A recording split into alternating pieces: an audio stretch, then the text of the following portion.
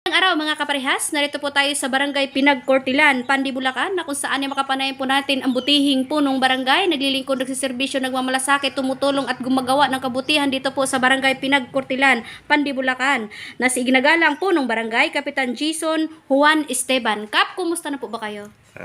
Mabuti naman po. Okay. Kap, kumusta na po ba sa ngayon ang Barangay Pinagkortilan? Sa ngayon po, awa ng Diyos, maganda naman po ang pamamalakad ng ating mga kasama at saka po ng punong barangay. Kaya maganda at maayos po at masaya ang Pinagkwartilan. Okay. So, Kap, may tanong ko lang po, for the 100 days, ano-ano po ba itong ating na-actionan, Kap, for the accomplishment po? Ang kauna-unahan nating na-accomplishment itong nakaraang buwan is yung pagpapagawa ng mga CCTV. Pangalawa, yung mga pedestrian na para sa ating eskwelahan. Tapos pangatlo, magagana pa lang. Okay. For a priority, Kap. So, ito po, ano naman po ang ating mga priority, Kap, for incoming? Ang mga priority ko sa susunod na basta may magkaroon na kami ng budget, yung pagpapatayo ng solar lights sa kalsada magdadagdag.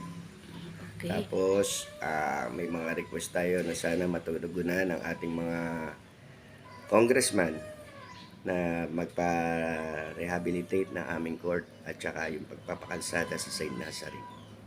Okay. So, in the karagdagan niyo pa pong mga priority, Kap? Yung yung sa street light para mas maliwanag at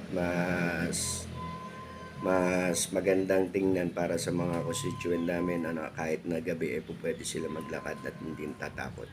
Okay. So, mensahe na lang, Kap, o panawagan po, lalo na po sa ating mga kawani o sa ating mga kabarangay dito po sa Barangay Pinagkortilan. Ang mensahe ko sa aking mga kasamahan at saka sa iba pa mang mga barangay, sana magtulong-tulong, magsama-sama at na mabilis natin matutugunan ang ating mga problema sa ating mga kabarangay. Okay. Ang mensahe ko lang din sa mga kabarangay ko, sana maging maayos at maging maganda ang ating mga samahan para maipakita natin sa ating mga constituent na tama at maganda, masaya ang nagiging samahan natin sa barangay. Okay.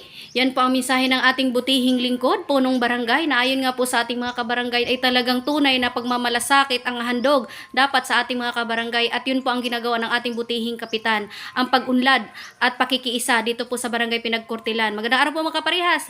Lay Castro po ng Parehas News. Ingat-ingat po kayo, Kap, and your family. God bless us all. Salamat din po.